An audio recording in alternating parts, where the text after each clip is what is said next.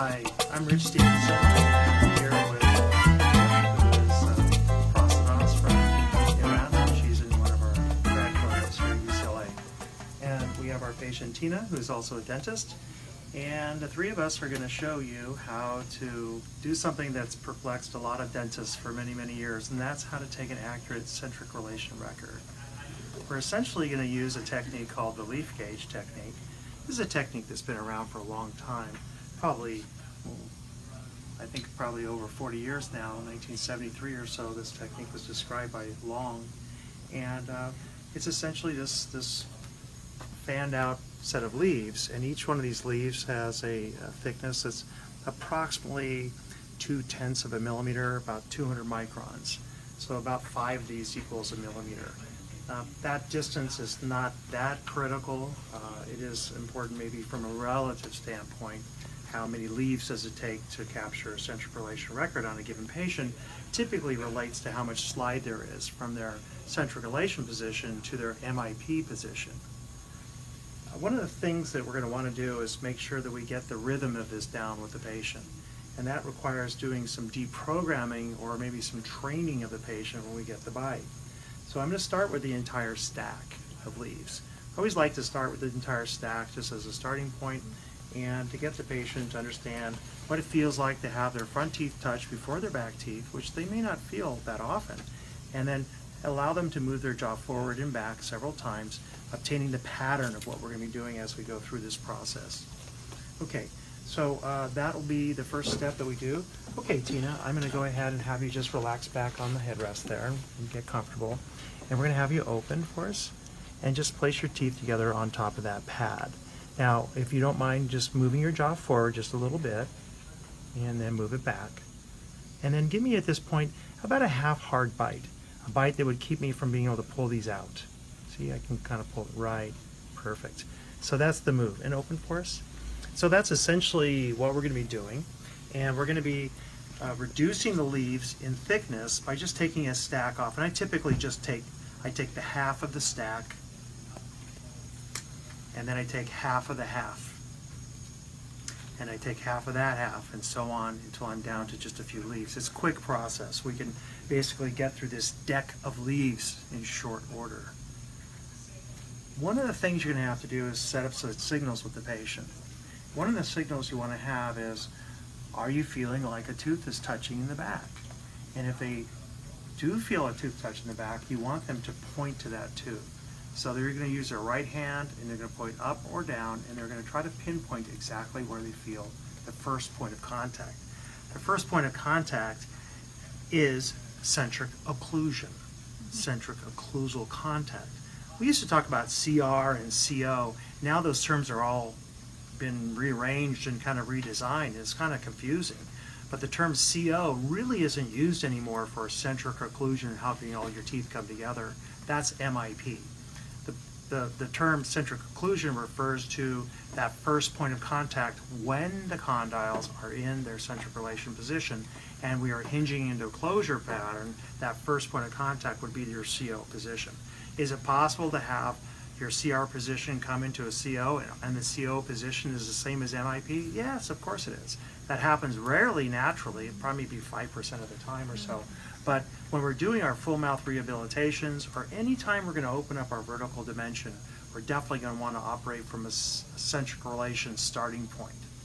Even if the bite is acceptable at their current position, when we open up the bite, we're going to create them a new bite, and that new bite requires essentially a relationship that's stable, a centric relationship.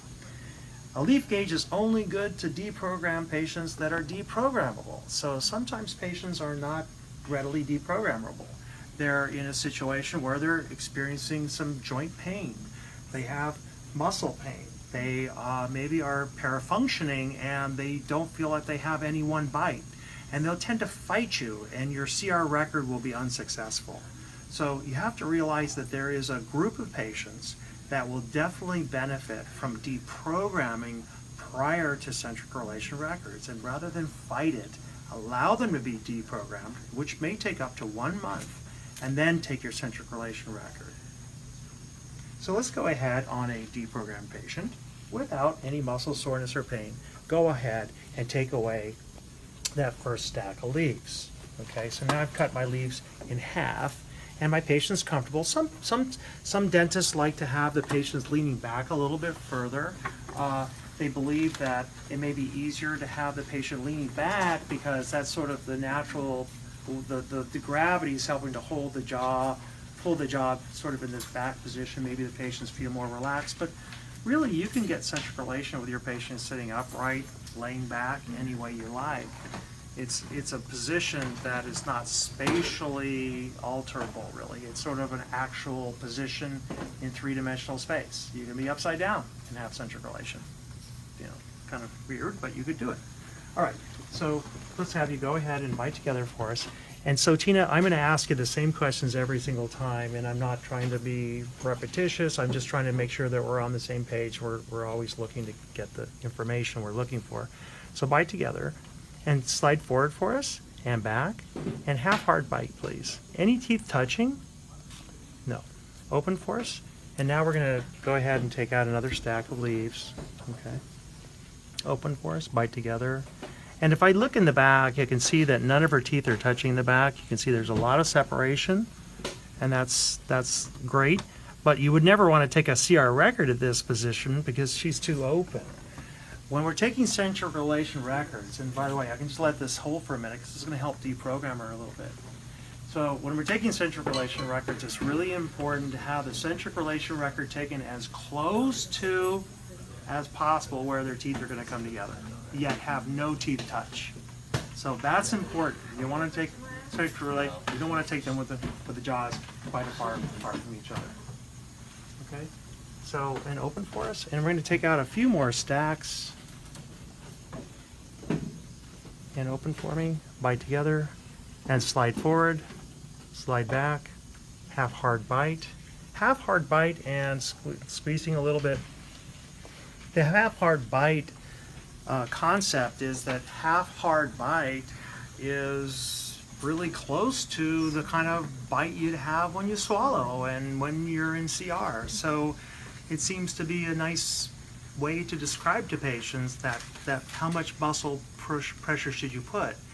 It's important to do this because if you have them squeeze too hard, the vector of the leaf gauge between the upper and lower teeth will drive the mandible more distally, and then you'll end up getting more of a retruded position rather than a true centric relation position with the condyle centered in the fossa. And then open for us again, Tina.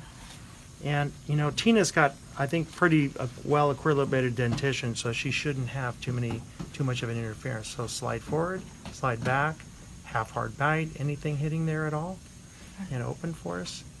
And we'll go down for a few more leaves. And now we're down to really 5 leaves, so this could be as little as less than a millimeter. Bite together, slide forward, slide back, half hard bite. Anything touching at all there at all? See, you know the problem with Tina as a patient is Tina's my patient, so of course she's going to have a perfect MIP CR position, right? We would hope it's pretty close. So I'm now down to 3 leaves. And I'm going to go ahead and put those back into Tina. Bite together, slide forward, slide back, half hard bite. Anything? Open for me. Open again. Let's go down to 1 leaf to see if she's, you know, still human. Okay, bite together and slide forward, slide back, half hard bite. Squeeze a little bit. So Dr. Stevenson has a discrepancy he needs to work on. Okay, and open for us. Open right now. So at this position, I could do a bite where I could take a, articulating paper like a troll foil, one of the papers I think is really good for this. Insert it and have her bite down and go tap, tap, tap. And I would be able to recognize this first point of contact. So now I'm down to, it took me down to 1 leaf to get that first point of contact. So Tina's CR position and her MIP position are probably pretty much the same. She doesn't have very much of a slide. I've actually taken CR records on some patients where half of the stack, they put half the stack in and they put their finger to their mouth, to their cheek, and you're like, well, wait a second, I told you put it there when you feel something, and they're going, and I have to add leaves to actually find a position where they're not touching, which is kind of staggering how bad some of the centric relation to MIP slides are in some of our patients. So what I'm going to do is I'm just going to go ahead. These are pretty thin leaves. Every system that's out there has a different thickness. I'm going to go ahead and put about, let's just say maybe 10 leaves back in, because I want to make sure that I have some room for the bite registration material. And I'm going to go ahead and have Tina bite down on the leaves for us again and slide forward, slide back. And anything touching in the back at all? Nothing at all. And she's really good. And I look back between the teeth, you can see that there's about, 2 millimeters to maybe 3 millimeters of space between the teeth. So that's just exactly what we want. So, Kimia, I'm going to have you hold this for us. Open for us, Tina. And we know that's the leaf that we want to use. And now we're going to use our bite registration. I'm utilizing the product by Kettenbach called Futar Fast Set, but there's also Futar D. And Futar D is a much harder compound, a bite registration material, compared to this Futar regular Fast Set. It's on a completely different hardness scale than this particular Futar. This is on a scale A. This is on a scale A, whereas Futar D is on a scale D of the Shore hardness values, and it's much harder. Did my patient want to say something? Is that the pink one? That's the pink one, exactly. Which the pink one is trimmable, and it's a great product. Okay. I know you wanted the pink one today, but I'm sorry, you're going to get the green. You're going to get the green. Now what we like to have you do is I'm going to have you lean back pretty far, and so that our cameraman here can get a little better shot of this, I'm going to get you up in the chair and then lean you back. Now I have you open pretty wide, and you're going to reveal all that beautiful gold work. Okay, open for us, tip your head back a little bit. And the way we're going to do this is we're going to express the material onto the maxillary teeth, but we need to dry them first. You want to go ahead and dry them for me? So Kimmy is going to dry the teeth, and why do we want to dry the teeth? Drying the teeth allows us to get the material to stick to the teeth better, right? So we're not going to have the material dripping all over the place. So I'm going to go ahead and I'm going to just start in the back here, and I'm going to, place the bite registration material across the posterior teeth, and I'm going to do it again here on the other side. And then Kimmy is handing me the leaf gauge, and then Tina, you know what to do. Let's go ahead and bite on the leaf gauge, slide forward, slide back all the way, and half hard bite, and just have her hold right there. And you notice I can't pull this out.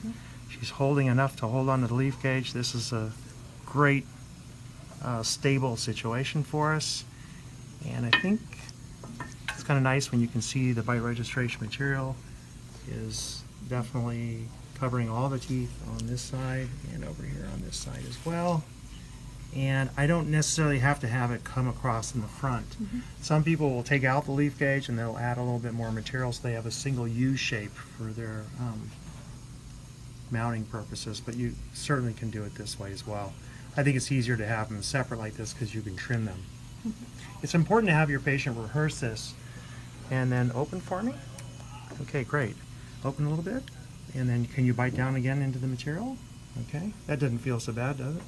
Open for us again. And we're going to go ahead and take out the little individual little bite records.